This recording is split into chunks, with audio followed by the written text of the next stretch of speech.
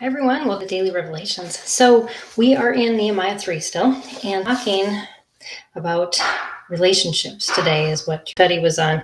And I didn't have enough room in my notes to note them all, but what I did, this is a little hint when you're studying your Bible, is I put a little heart by all the different relationships described.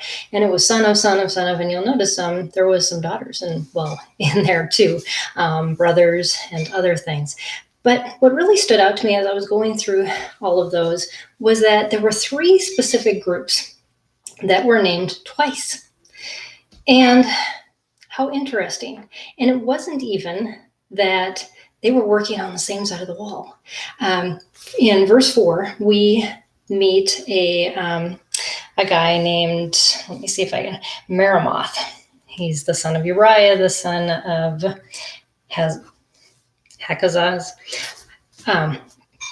Probably mispronouncing that, but anyways, not only is he building on one section, but when I mapped it out, he goes all the way across and he works on another section. And it even says right there, he repaired another section.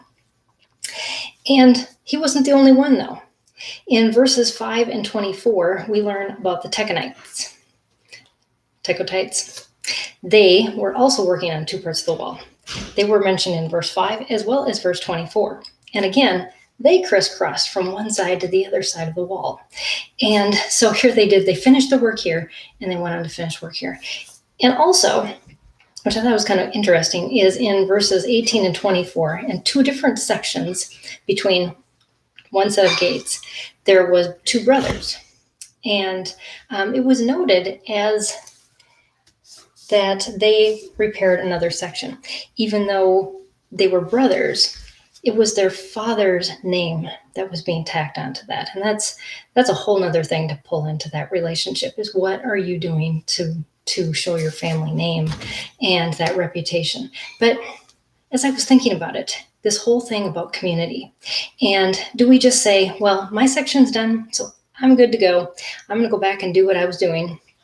No. People that were dedicated said, I'm done with my section. Now, who can I help next? Or what section does not have somebody assigned to it that I can work on? And that's really what a helping community does. You know, I'm in Rockport, Texas right now, a place where Hurricane Harvey hit a couple years ago. And it really rung true to me what this community did when this hurricane hit. And when people were pulling back together, when we got back down to this house and saw the damage that was done, and just neighbors helping neighbors, saying, my house is ruined, but so is yours. And what can we do to help each other?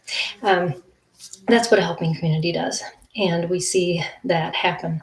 And it stirs our hearts because we know that it's the right thing to do. So anyways, I hope that's a little bit of a takeaway for you from today's reading as well as what you studied. And I will see you again tomorrow on Daily Revelations. Bye, everybody.